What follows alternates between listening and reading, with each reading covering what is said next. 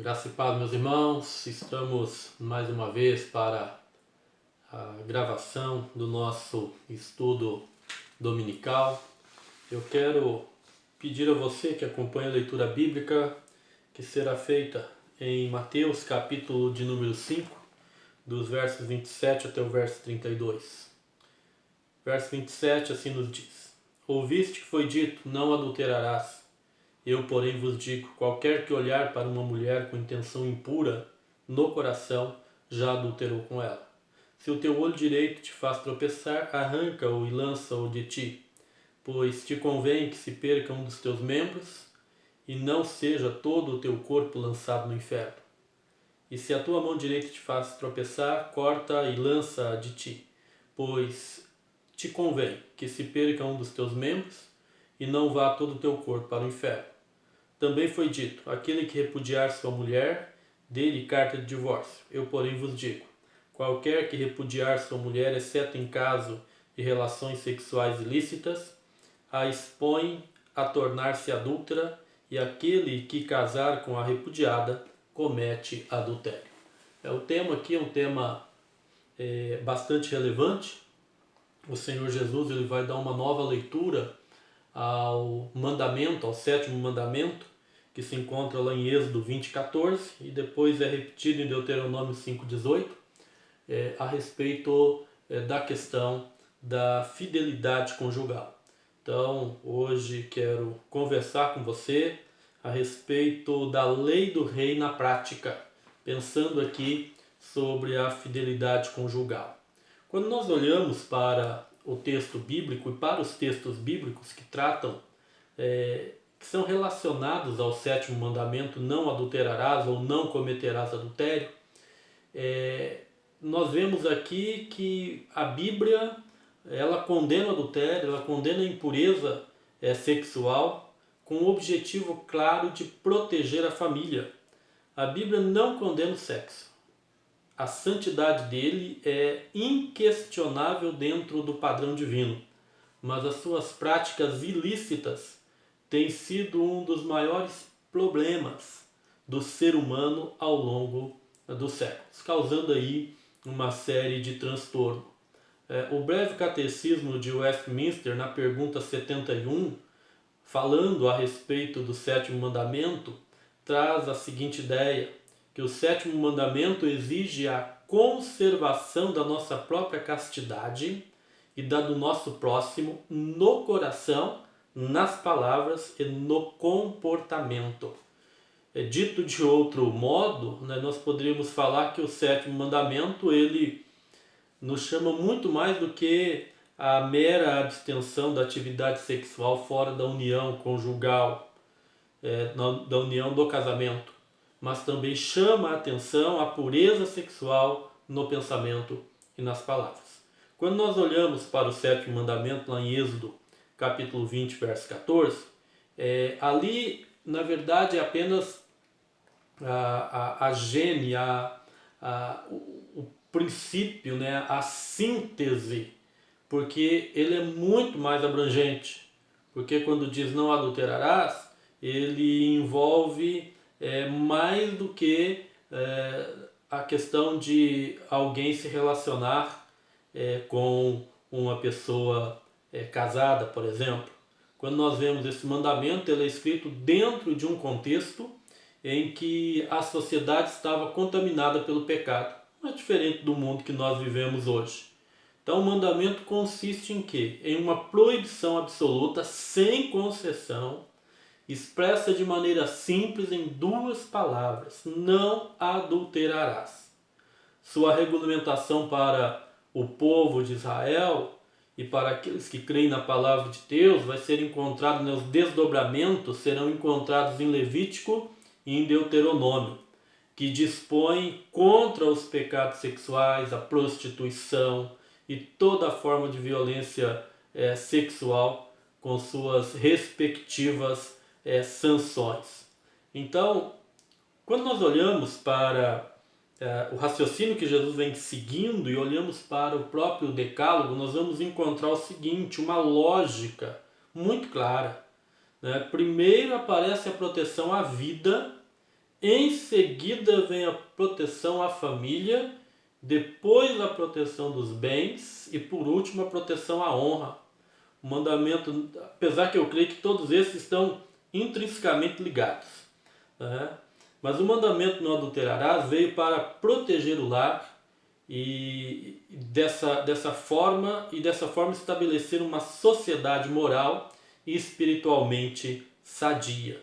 A proibição é aqui contra toda e qualquer imoralidade sexual expressa de maneira genérica, mas especificada em diversos dispositivos da lei mosaica. Como já disse, Levítico e Deuteronômio vai tratar sobre isso. Então a lei foi promulgada numa sociedade patriarcal que permitia a poligamia. Nesse contexto social, então, vem esta colocação da lei, dizendo, olha, o casamento segundo aquilo que Deus criou, o relacionamento sexual, ele deve ser algo feito tão somente dentro do casamento. Mas quando nós falamos sobre uma temática desta, pensando na pós-modernidade, né, na sociedade que nós vivemos hoje, há certas medidas aí de expressões da sexualidade, outrora que eram consideradas tabus, hoje têm se tornado cada vez mais comuns, e à medida que colegas, amigos, membros da família compartilham notícias de divórcio, né, de adultério, de um relacionamento homossexual, de uma união estável, mais e mais cristãos, especialmente quando amizades e laços familiares estão em jogo, acabam se sentindo impelidos ou até mesmo obrigados, né, a concordar com e apoiar determinadas práticas que a própria palavra de Deus ela vai rejeitar. Contudo, para nós que somos cristãos, ainda pesa o texto bíblico que nós temos que lutar com ele, não contra ele. Nós vemos uma cultura marcada pela sensualidade, marcada pela pornografia, uma cultura do ficar e expressões não convencionais de sexualidade que têm se tornado cada vez mais comuns. E o clássico ensinamento bíblico está se tornando cada vez menos popular, né? Cada vez menos popular até mesmo entre os crentes. Contudo, se a verdadeira relevância da Escritura está no fato da Escritura nos não demonstrar nenhum interesse em ser relevante, isto é, quando nós olhamos para a palavra de Deus, a palavra de Deus ela não pede para ser adaptada, para ser revisada, para ser censurada. A palavra de Deus é a verdade.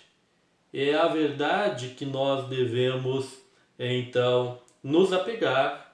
E quando olhamos para uma temática como esta, né, a fidelidade no relacionamento conjugal, ou que Jesus nos chama a atenção, né, a questão da própria castidade, de uma sexualidade marcada pela santidade, então nós precisamos olhar para a palavra de Deus, sermos comprometidos com ela e agirmos de maneira contracultural, né? Sempre que a cultura e a verdade se chocarem, nós vamos ficar com a verdade, nós vamos ficar com a palavra de Deus. Tim Keller escreveu o seguinte a respeito do sexo. Tim Keller diz que a Bíblia ela enfatiza tanto a sexualidade dentro do relacionamento conjugal, mas a condena fora, porque o sexo é a mais prazerosa e a mais perigosa de todas as faculdades humanas. É como fogo, parece fogo, pode aquecer, confortar e purificar, mas se não for manejado com cuidado, também pode queimar, infectar, escoriar e destruir. Já vi isso acontecer na vida de muitas pessoas, casadas ou não. Mas qual o ensinamento de Jesus sobre o sétimo mandamento? Jesus reiterou que Deus, no princípio, né, criou homem e mulher. Nós vamos encontrar isso claramente, Mateus capítulo 19, versos 4 e 6. Deus abençoou o casamento. O casamento trata-se de uma instituição divina, uma união entre homem e mulher estabelecida por Deus. E aí Jesus enfatiza isso em outras passagens bíblicas de maneira direta e de maneira indireta, né? Condenando o adultério a partir de um pensamento, de uma mente cheia de luxúria, condenando o divórcio. Mas a questão aqui é que os escribas e fariseus, eles tinham um pensamento totalmente equivocado.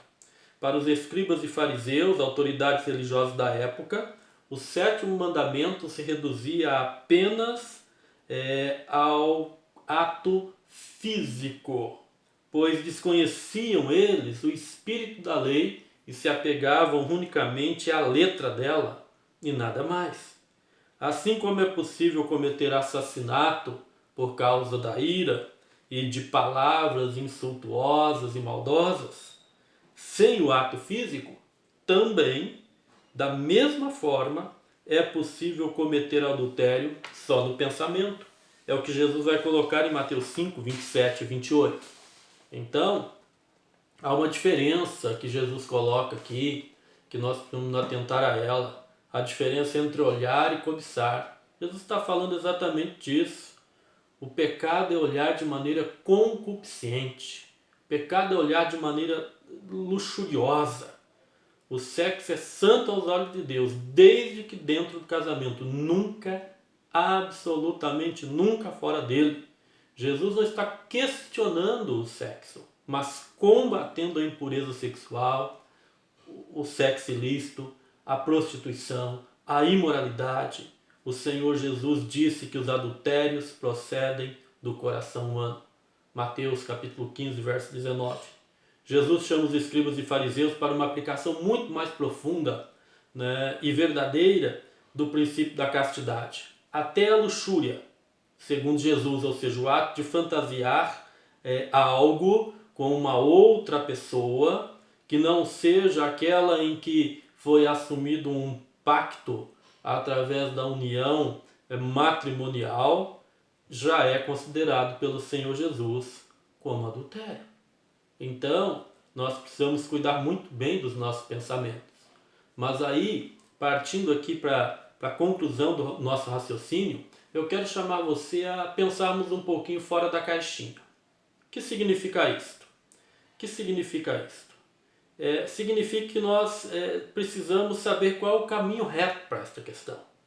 Então, se nós cristãos, especialmente aqueles que desejam ser sal e luz deste mundo, ser sal da terra e luz do mundo, quisermos influenciar a sociedade de maneira positiva, através dos pensamentos e princípios judaico-cristãos para a sexualidade, nós deveríamos ficar mais preocupados com a ética sexual bíblica aqui dentro, ou seja, dentro da nossa comunidade, do que com aquela lá fora.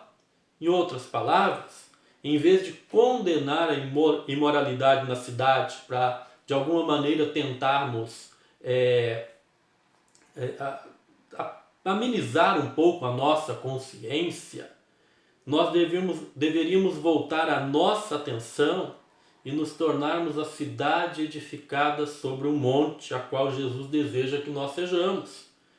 E se afirmássemos que ser solteiro e ser sexualmente casto, como Paulo, como Jesus, é um chamado nobre, frutífero e muito melhor. E se começássemos a nos arrepender um pouco da casamentolatria, o que é isto? A pessoa chega a uma determinada idade, fica aquela pressão que a pessoa tem que casar, e a pessoa entra numa barca furada e acaba em um divórcio, acaba numa situação muito complicada. E voltássemos a nossa ênfase para o exemplo da união mística entre Jesus e a sua igreja, a qual inclui todos os crentes, maridos e esposas, viúvos e viúvas, divorciados e outros homens e mulheres não casados. Então, a ênfase deveria ser muito mais na nossa espiritualidade E se focássemos em redimir a sexualidade na igreja primeiro, arrependendo-nos da pornografia, das piadas vulgares, dos comportamentos inadequados, das vestes nada modestas e outros hábitos que objetificam a imagem de Deus.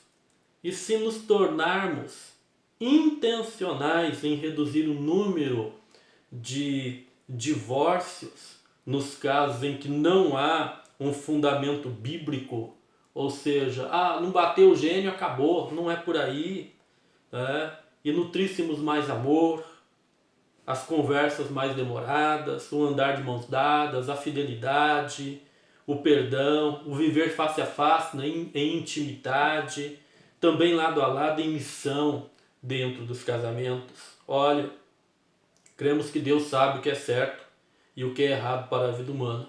E a Bíblia é um manual divino do fabricante. E é loucura querer ir contra ele. Então, mantenha-se nos princípios. Mantenha-se nos princípios da palavra de Deus. E se porventura você já errou, trouxe transtorno para a sua família, volte-se para Jesus, a única salvação. Volte-se para Jesus, para que Ele possa resgatar, para que Ele possa salvar. Volte-se para Jesus, para que Ele possa purificar os teus pensamentos. E você seja alguém que realmente viva como sal e luz deste mundo. Que o Senhor nos ajude, que o Senhor nos abençoe, em nome de Jesus. Amém.